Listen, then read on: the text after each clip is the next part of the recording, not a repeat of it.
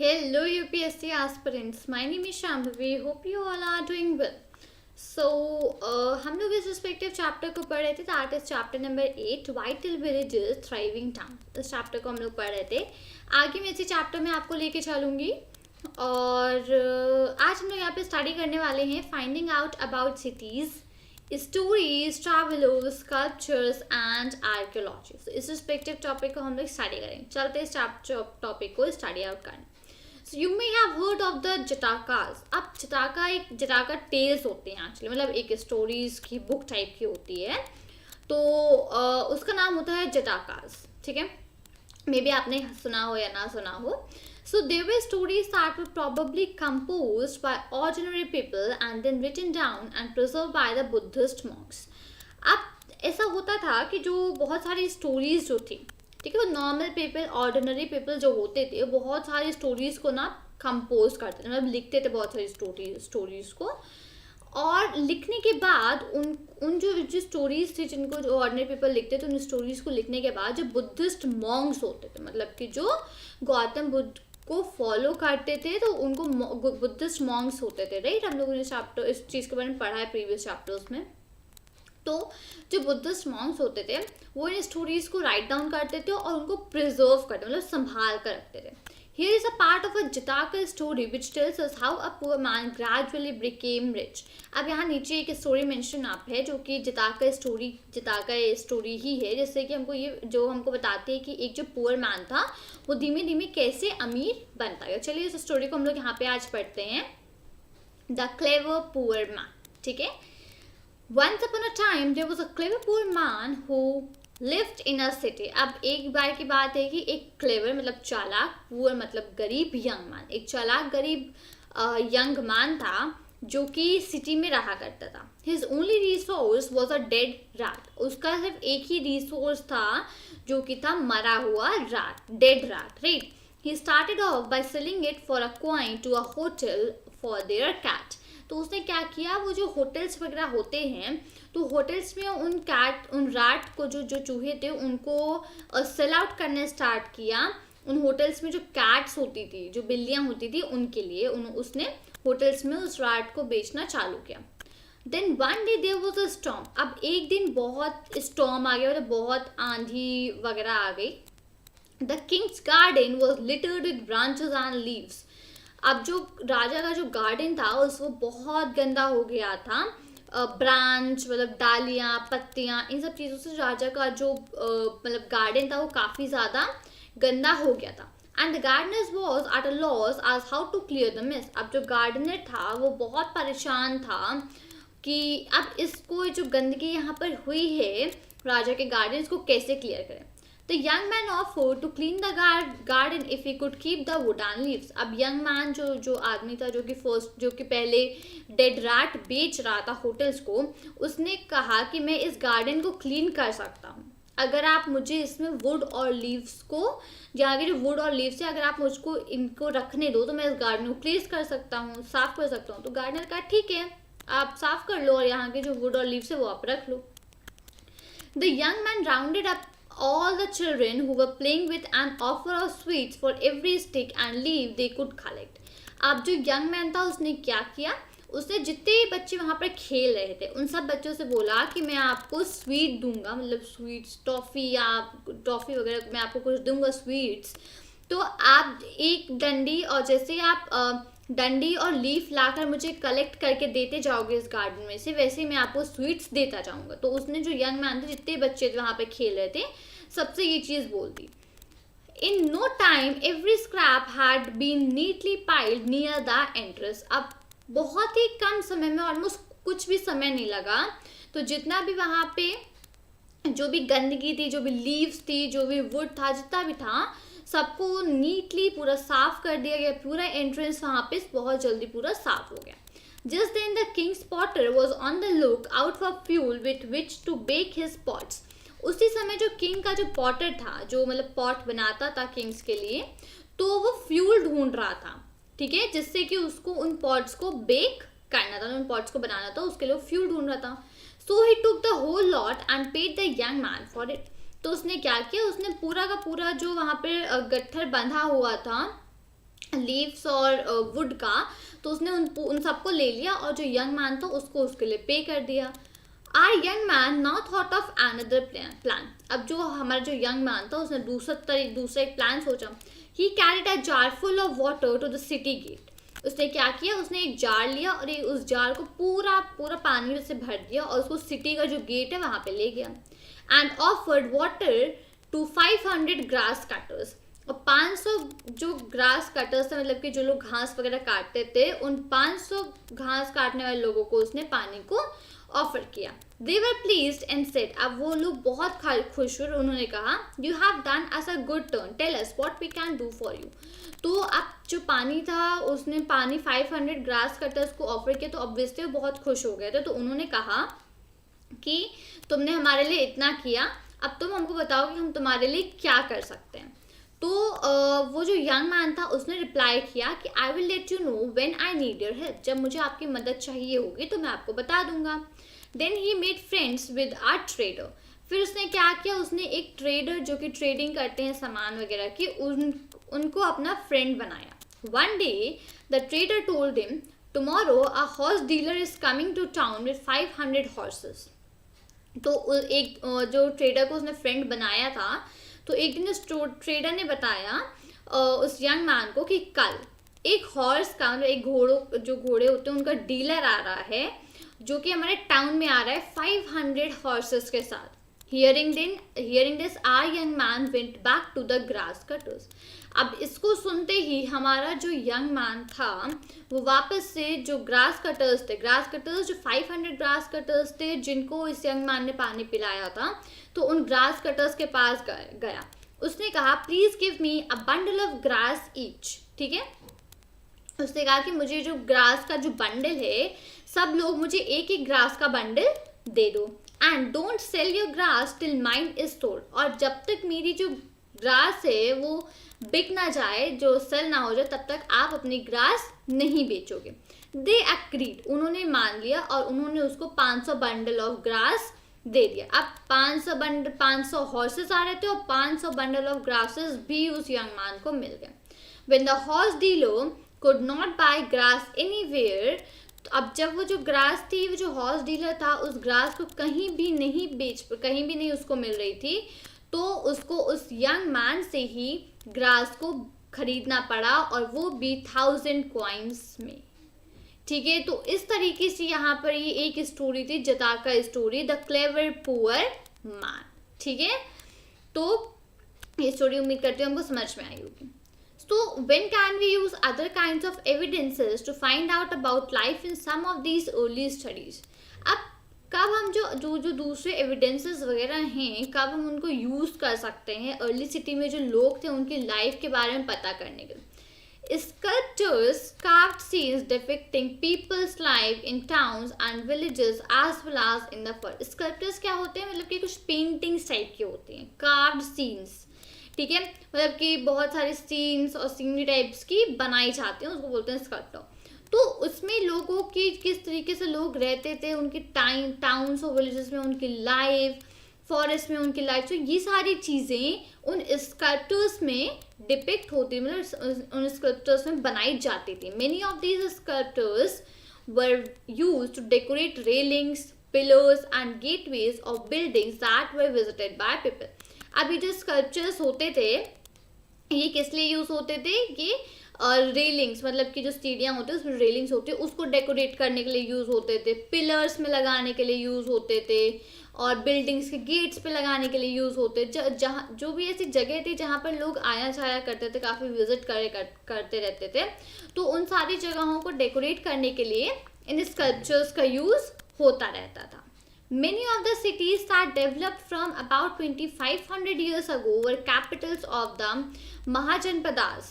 अब बहुत सारी सिटीज जो डेवलप हुई, ठीक है, 2500 years ago, 2500 साल पहले जो भी ज़्यादा सिटीज डेवलप हुई वो कौन थी, वो सिटीज ज़्यादातर कैपिटल थी महाजनपदास का. महाजनपदास के बारे में हम लोग चैप्टर नंबर 5 में पढ़ा है. अगर आपने उस चैप्टर को नहीं स्टडी आउट किया है तो प्लेलिस्ट का लिंक डिस्क्रिप्शन मेंशन आउट है, आप जाके चैप्टर नंबर 5 से फाइंड करके उसको स्टडी आउट कर सकते हो. तो जो महाजनपदास थे, तो महाजनपदास की जो भी कैपिटल सिटीज थी वो डेवलप होने लगी. ठीक है. As we had seen, some of these cities were surrounded massive fortifications walls. हम लोगों ने ऑलरेडी पढ़ा था इसको कि कई सारी ऐसी सिटीज थी जिसमें कि बहुत बड़ी बड़ी फोर्टिफिकेशन वाली वॉल्स बना दी गई थी. बहुत बड़ी बड़ी वॉल से उसको कवर कर दिया गया था. कई सारे रीजंस थे उसको कवर करने में, ताकि कोई भी एनिमी अटैक ना कर पाए. तो ये सारे रीजंस थे वहाँ पे इन वॉल्स को बनाने, फोर्टिफिकेशन वॉल्स को बनाने के लिए. In many cities, archaeologists have found rows of pots or ceramic rings arranged one on top of the other. अब बहुत सारी cities में जो archaeologists हैं उनको क्या मिला है? They found it, जो pots हैं, ठीक है, pots मतलब मटके, उनकी एक रो मिली है.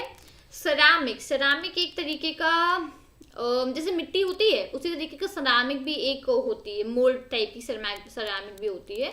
तो सेरामिक की रिंग्स मिली हैं जो कि एक दूसरे के ऊपर उनको अरेंज करा गया है. ठीक है. These are known as ring wells. उनको क्या बोला जाता था? उनको बोला जाता था ring wells. These seem to have been used as toilets in some cases and as drains and garbage dumps. अब इनको किस किस चीज़ों के लिए यूज़ किया जाता था? They were used as the toilets. कुछ केसेस में ऐसे यूज़ किया जाता था, कुछ केसेस में उनको ड्रेनेज सिस्टम, ड्रेन्स के लिए यूज़ किया जाता था, और कुछ केसेस में उनको गार्बेज डंप करने के लिए यूज़ किया जाता था. These ring wells are usually found in the individual houses. अभी जो रिंग वेल्स हैं तो ये ऑलमोस्ट हर सबके घरों में ऐसे रिंग वेल्स को फाउंड आउट किया जाता था. अब ये इस तरीके के यहाँ पे रिंग वेल्स हैं. ठीक है. These are the sort of ring wells which were actually made up. ठीक है. तो इन सारे रीजंस के लिए इनको यूज करा जाता था यहाँ पर. फाइन.